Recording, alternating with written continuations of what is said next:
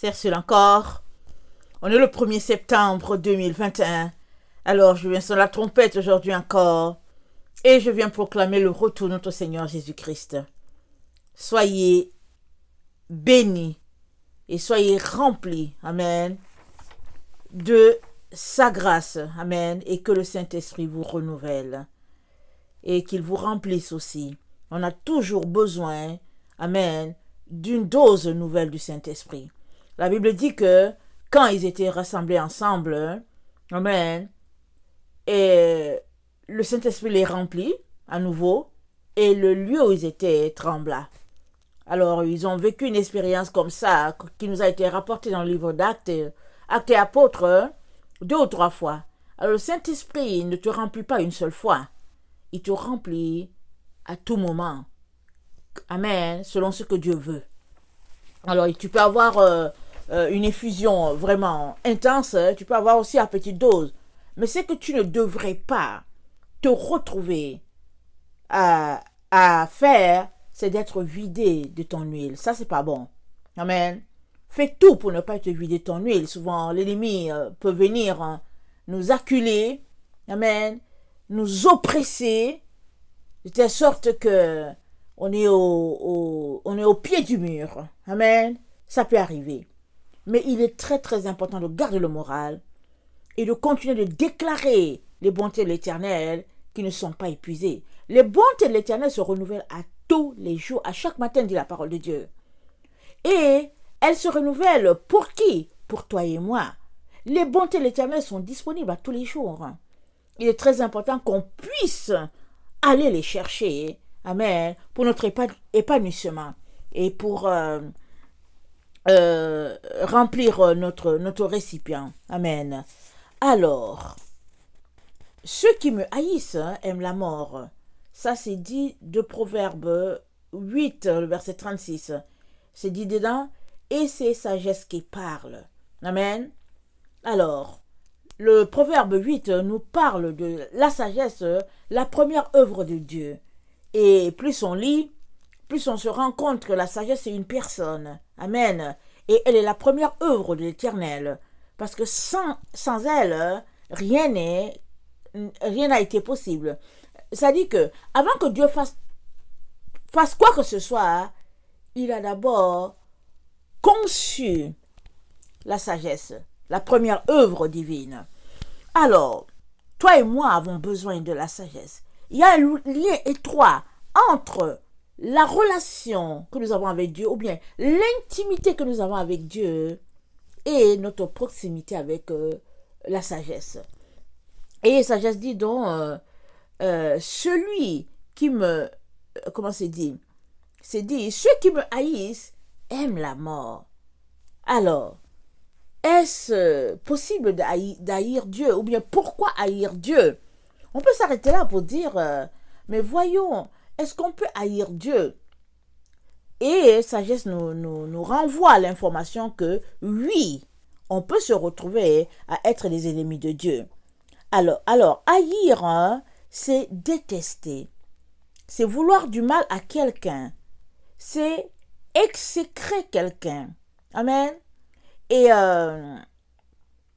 donc, haïr sagesse, c'est dire aimer la mort. Et aussi, haïr sagesse, ça renvoie automatiquement à haïr Dieu. Donc, est-ce que sagesse est Dieu? Non, mais sagesse est une œuvre de Dieu. Amen. C'est l'essence même de la vie de tout être humain, de toute création. Parce que sagesse dit d'elle, avant toute chose, je fus. Voilà, Proverbe 8. Proverbe 8, elle dit, le verset 22, l'Éternel m'a créé, la première de ses œuvres, avant ses œuvres les plus anciennes. J'ai été établi depuis l'éternité, dès le commencement, avant l'origine de la terre. Je fus enfanté quand il n'y avait point d'abîme, point de source chargée d'eau, avant que les montagnes soient affermies. Avant que les collines existent, je fus enfanté. Il n'avait encore fait ni la terre, ni les campagnes, ni le premier atome de la poussière. Lorsqu'il disposa les cieux, j'étais là. lorsqu'il traça un cercle à la surface de l'abîme, lorsqu'il fixa les nuages d'en haut, et que les sources de l'abîme jaillirent avec force, lorsqu'il donna une limite à la mer, pour que les eaux n'en franchissent pas les bords, lorsqu'il posa les fondements de la terre, j'étais à l'œuvre auprès de lui. Et je faisais tous les jours ses délices, jouant sans cesse en sa présence. Donc, c'est la toute première œuvre de Dieu. Alors, si tu rejettes la première œuvre de Dieu, c'est que tu es en train de rejeter tout le reste. Parce que l'être humain que nous sommes, toi et moi, nous avons été créés au 6e jour. Donc, avant que nous puissions exister, il y a eu d'abord plein d'éléments. D'abord la lumière, la séparation de la lumière avec les ténèbres, etc., etc. Alors, tout cela nous renvoie au fait que si nous voulons vraiment être proches de notre Seigneur Jésus-Christ, amen, nous avons besoin d'avoir la base que Dieu lui-même a établie, à savoir la sagesse. Alors, dans le verset, l'objet de notre étude aujourd'hui, c'est donc sagesse, c'est Proverbe 8, le verset 36, parce que voilà ce qui est dit. Elle dit, mais celui qui pêche contre moi nuit à son âme. Tous ceux qui me haïssent aiment la mort. Ça veut dire que si tu n'aimes pas la sagesse qui vient d'en haut, tu es en train de dire que tu aimes la mort. Et tu mourras malheureusement. La seule manière pour toi de ne pas mourir, loin de Dieu, c'est, amen, d'avoir pour base la sagesse divine. Alors, dans Proverbe 8, le verset 5 à 13, c'est dit, stupide, apprenez le discernement. Insensé, apprenez l'intelligence. Écoutez, car j'ai de grandes choses à dire, et mes lèvres s'ouvrent pour enseigner ce qui est droit. Car ma bouche proclame la vérité, et mes lèvres ont en horreur le mensonge. Toutes les paroles de ma bouche sont justes. Elles n'ont rien de faux, ni de détourné. Toutes sont claires pour celui qui est intelligent, et droites pour ceux qui ont trouvé la science. Préférez mes instructions à l'argent, et la science alors le plus précieux. Car la sagesse vaut mieux que les perles. Elle a plus de valeur que tous les objets de prix. Moi, la sagesse, j'ai pour demeure le discernement, et je possède la science de la réflexion. La crainte de l'Éternel, c'est la haine du mal. L'arrogance et l'orgueil, c'est la voie du mal. Et la bouche perverse, voilà ce que je hais. Alors, sagesse nous situe ici. Elle nous dit que, au fait, tous ceux-là qui la recherchent, ce sont ceux qui voient leur stupidité et puis leur folie. C'est ça qu'elle est en train de dire. Parce que, au verset 8, elle dit, à sagesse, Proverbe 8, le verset 5, elle dit, stupide, apprenez le discernement. Insensé, apprenez l'intelligence. Écoutez, car j'ai de grandes choses à dire.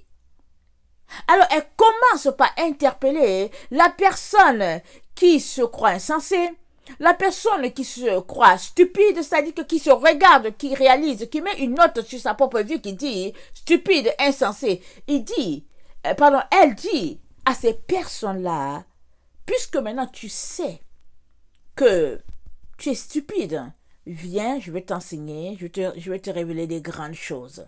Amen. Et elle parle aussi de la langue perverse.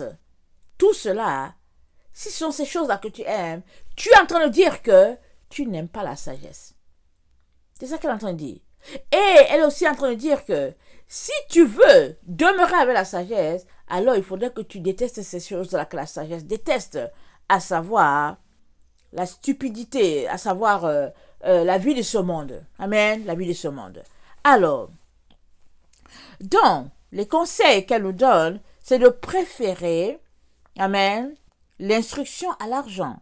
C'est-à-dire, il y a une opposition entre les biens matériels et le simple fait d'avoir la révélation divine. Amen. Le simple fait d'avoir la lumière divine. Amen. En s'abstenant de certaines choses ou bien en choisissant une voie donnée. Parce qu'elle nous dit de ne pas aimer les matériaux de ce monde, les bijoux et tout ça. Elle dit de ne pas aimer ça. Alors, elle dit, toutes ces voies sont claires pour celui qui est intelligent, droite pour ceux qui ont trouvé la science, préférez mes instructions à l'argent. Et la science, alors, le plus précieux. Amen. Alors, si tu es la sagesse, ça veut dire que tu ne crains pas Dieu, au fait. C'est ça qu'elle est en train de te dire. Parce que la Bible dit, la crainte de l'Éternel, c'est le commencement de la sagesse. Dans Proverbe 9, le verset 10, c'est dit... Attendez, Proverbe 9, le verset 10, c'est dit ceci. Le commencement de la sagesse, c'est la crainte de l'Éternel. Et la science des saints, c'est l'intelligence. Amen. Job 28, 28, ça dit ceci. Excusez-moi. Job 28, 28, ça dit ceci. Puis il dit à l'homme, voici, la crainte de l'Éternel, c'est la sagesse. S'éloigner du mal, c'est l'intelligence. Voici la crainte du Seigneur. C'est la sagesse. Est-ce que nous craignons le Seigneur? Amen. On peut dire oui, parce que ça nous arrange. Mais quand la situation ne nous arrange pas, est-ce que nous sommes encore dans une situation où nous le craignons? Comment nous comportons-nous quand nous nous retrouvons devant une situation où ce n'est pas ça qu'on aurait aimé? Comment nous comportons-nous? Est-ce que nous avons encore cette crainte là devant Dieu? Nous venons avec crainte et tremblement pour dire, oh Seigneur, Seigneur, nous t'aimons. Ou bien nous sommes tout simplement réservés parce qu'on est déçus dans notre cœur. Et sagesse nous dit que la seule manière pour toi et moi de nous en sortir, c'est d'avoir Dieu de notre côté. Amen. C'est de l'avoir de notre bord, comme on dit. Et pour cela, nous avons besoin de l'honorer. Amen. Et de lui donner la place qui est la sienne. Alors, mais si on est orgueilleux, arrogant, alors on n'est pas en train de marcher selon la sagesse. Parce que dans Proverbe, excusez,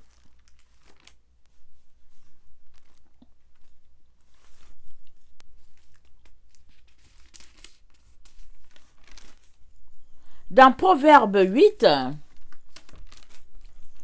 Proverbe, attendez, il faut que je regarde mon test. Ok. Proverbe 8.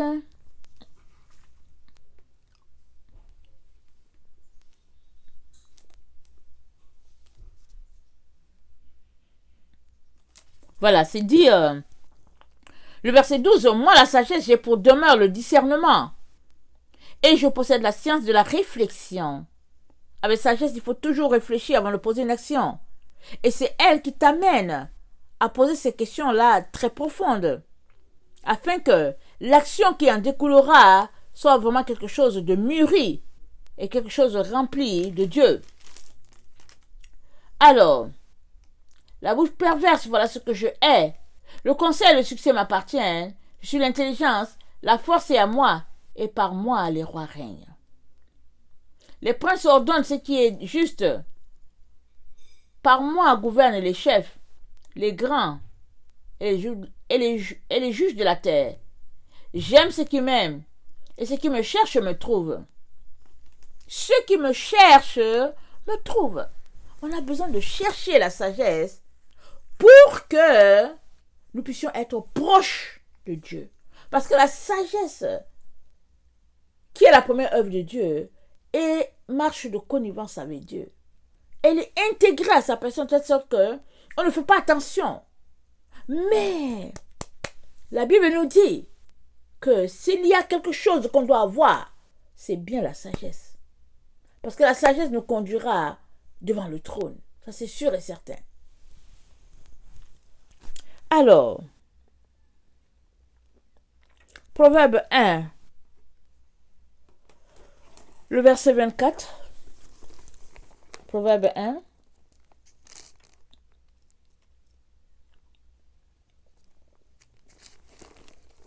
Parce que sagesse, si on peut le raccourcir, on peut dire que la sagesse, c'est la vie. Parce qu'elle dit que ceux qui aiment, elle dit que ceux qui la haïssent aiment la mort. Ça veut dire que pour avoir la vie, tu dois aimer sagesse. C'est ça qu'elle est en train de dire. Elle est directement en train de te montrer le chemin. Elle ne vient pas dire que tu ne savais pas. Elle est en train de te parler. Ce n'est pas compliqué, ce n'est pas caché. Mais si tu n'as pas encore embrassé sa sagesse, ou bien le type de la sagesse divine, c'est parce que ton cœur est porté vers ce qui ne nourrit pas, vers ce qui ne rassasie pas. Alors, Proverbe 1, le verset 24, ça dit ceci. Puisque j'appelle et que vous résistez, puisque j'étends ma main et que personne n'y prend garde, puisque vous rejetez tous mes conseils et que vous n'aimez pas mes réprimandes, moi aussi je rirai quand vous serez dans le malheur.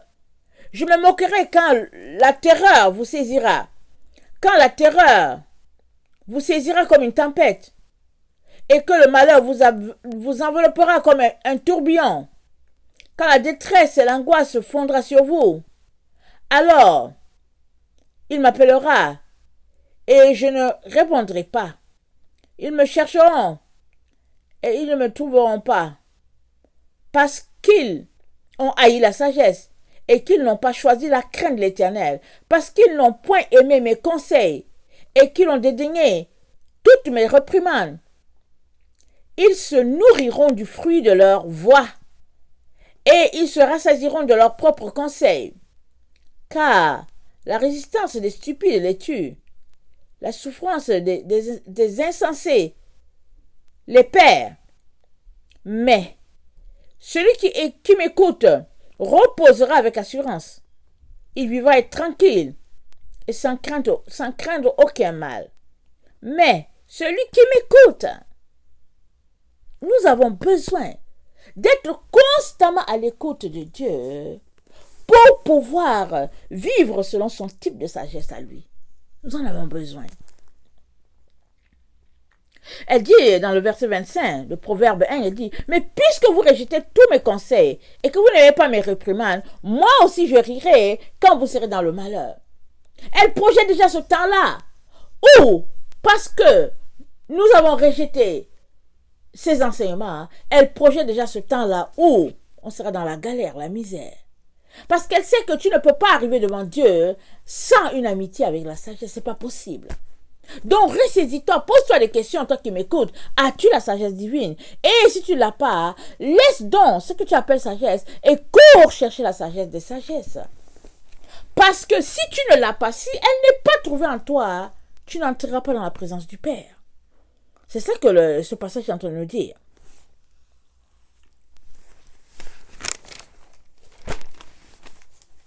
Que faire? Que faire?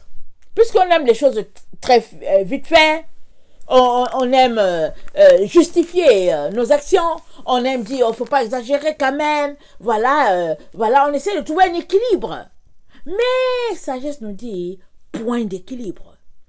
Soit tu es avec Dieu, et soit tu n'es pas avec Dieu. Et si tu es avec Dieu, la sagesse du monde dit, si tu ne suis pas ce qu'on te dit, on va te tuer. Mais la sagesse divine dit, si tu me hais, tu vas mourir.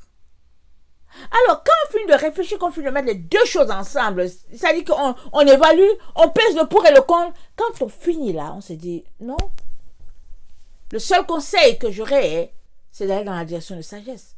C'est elle seule qui peut faire le miracle. Il est très très important, mes chers frères et chers sœurs, qu'on puisse s'arrêter et savoir si nous sommes sur le droit ou pas. Amen. Parce que si tu es sur le chemin de la mort et que tu ne le sais pas, c'est bien grave. Comment vas-tu faire pour revenir de là? Alors, 1 Corinthiens 16, 22 nous dit ceci. 1 Corinthiens 16.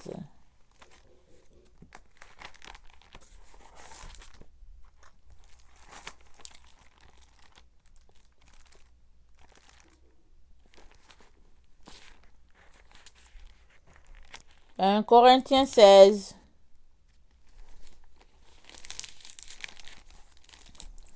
Le verset 22. Si quelqu'un n'aime pas le Seigneur, qu'il soit anathème, maranatha. Donc voilà. Paul, il a coupé sa cour. Si quelqu'un n'aime pas le Seigneur, qu'il soit anathème. Et anathème, ça veut dire quoi? C'est qu'il soit condamné, qu'il soit excommunié, qu'il soit interdit, qu'il soit sous la malédiction. Paul l'a dit. Si tu n'aimes pas le Seigneur, Paul dit, alors voilà ton cas. Laisse-nous tranquille. Parce que le Seigneur, c'est tout ce qu'il y a de mieux. Et nous sommes appelés à l'aimer.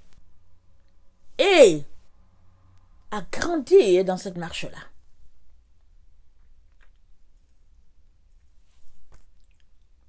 Dans Deutéronome 30, le verset 19,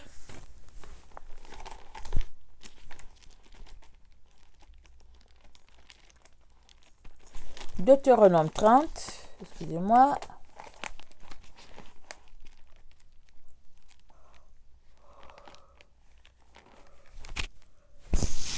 Deutéronome 30, le verset 19, c'est dit: j'en prends aujourd'hui à témoin contre vous le ciel et la terre. J'ai mis devant toi la vie et la mort, la bénédiction et la malédiction. Choisis la vie afin que tu vives, toi et ta postérité. Alors Dieu a placé la vie et la mort devant chacun. À chacun de choisir. Qu'est-ce que toi tu as choisi? Parce que si tu te laisses prendre la tête avec tout ce qui se passe autour de toi, tu feras le mauvais choix. Et si tu te concentres à choisir selon le focus de tout ce qui se passe dans ton environnement, tu es en train de passer à côté. Il est donc très très important qu'on puisse réaliser que devant notre Dieu, amen, la sagesse divine est la chose qui va nous faire passer d'un bord ou de l'autre. Si la sagesse divine est retrouvée en toi, ben tu seras du côté des vivants. Et si c'est le contraire aussi, tu seras du côté des morts. Et je ne le souhaite à personne. Alors, pendant que nous sommes sur ce cheminement-là, nous devons comprendre qu'il est très important qu'on puisse se dépouiller. Amen. Alors, se dépouiller de quoi? Se dépouiller du monde, se dépouiller des valeurs de la société, se dépouiller de tout, se dépouiller. Et je vous dis, ce n'est pas évident de se dépouiller. Et le Père nous dit, il nous parle de ce collecteur-là qui a trouvé une perle dans son champ et il est allé, il a vendu tout ce qu'il avait afin d'avoir la perle. Alors nous devons nous comporter ainsi envers notre Seigneur Jésus. Parce que très souvent on est là, on dit give me, give me, give me. Tout le temps. Mais, il est très très important, mes chers frères et sœurs, que nous puissions considérer nos voies à nouveau. Parce qu'on est carrément à la fin. Et la différence entre les deux groupes, c'est le fait que l'un est doté de sagesse divine et l'autre pas, ou bien l'autre la sagesse du monde, et puis qui se convainc qu'il est en vérité.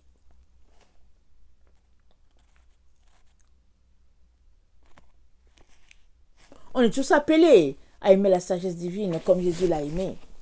Jésus a aimé la sagesse. Amen. Et il a dit, parce qu'il a aimé la sagesse, il a marché d'une manière qui fait que, à la fin de sa vie, il a pu tenir droit devant Pilate. Jean 5, 19 à 20. Voilà ce que ça dit.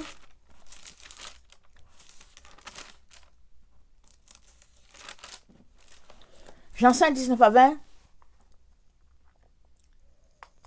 Jésus reprit dans la parole et leur dit, en vérité, je vous le dis, le Fils ne peut rien faire de lui-même. Il ne fait que ce qu'il voit faire au Père. Et tout ce que le Père fait, le Fils aussi le fait pareillement. Car le Père aime le Fils et lui montre tout ce qu'il fait. Et il lui montrera des œuvres plus grandes que celles-ci, afin que vous soyez dans l'étonnement. Je répète, Jésus reprit dans la parole et leur dit, en vérité, je vous le dis, Le Fils ne peut rien faire de lui-même. Il ne fait que ce qu'il voit faire au Père. Et tout ce que le Père fait, le Fils aussi le fait, pareillement. Car le Père aime le Fils et lui montre tout ce qu'il doit, et lui montre tout ce qu'il fait. Et il lui montrera des œuvres plus grandes que celles-ci, afin que vous soyez dans l'étonnement. Donc, la relation de Jésus avec le Père, elle est teintée de sagesse uniquement. Mais ce n'est pas parce que Jésus est le Fils de Dieu, toi aussi tu l'es. Si tu as donné ta vie à Jésus, tu es aussi fils de Dieu, au même titre que Jésus, parce que tu as été adopté.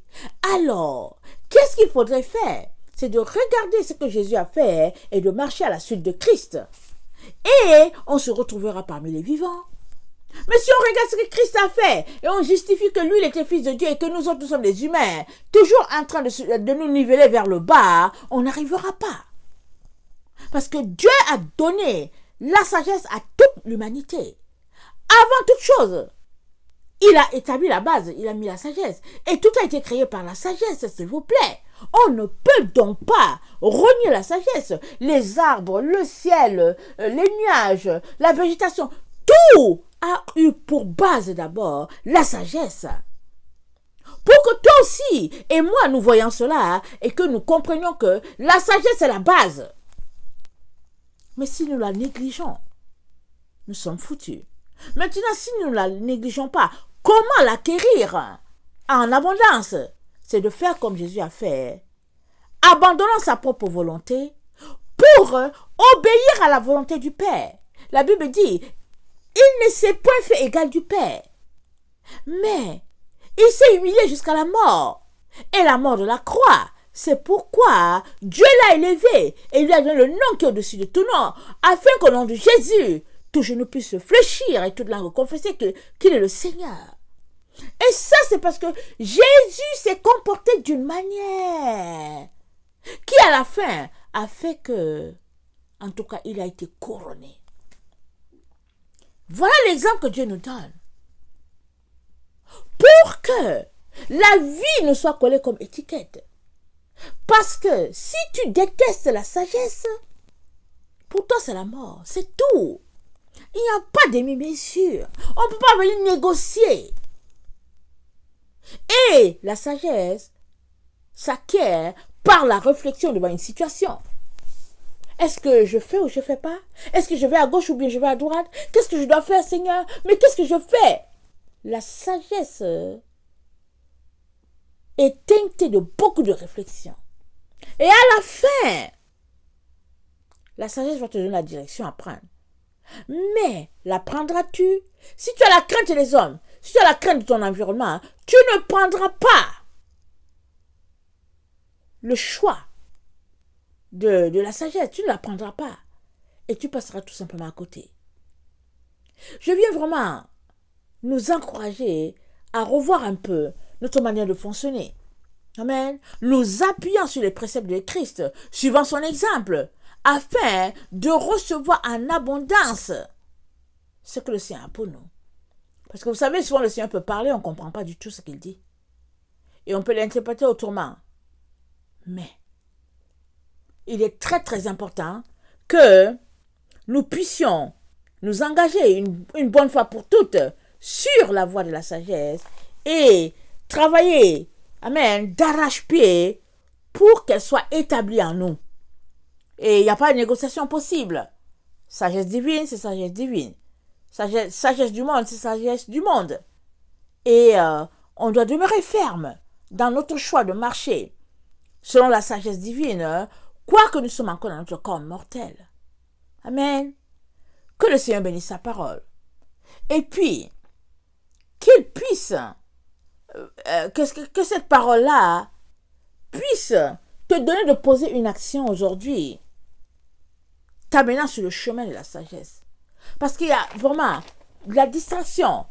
Le peuple est leurré de penser que s'ils vont dans telle direction, ils font la volonté du Père, alors que ils sont tout simplement égarés. Amen. Que le Seigneur bénisse sa parole, qu'il nous donne à vous et à moi de pouvoir faire toujours les bons choix. Amen. Laissant de côté ce qui ne glorifie pas Dieu. Soyez bénis, je vous aime beaucoup et Dieu davantage. Maranatha, Jésus revient. Amen et Amen.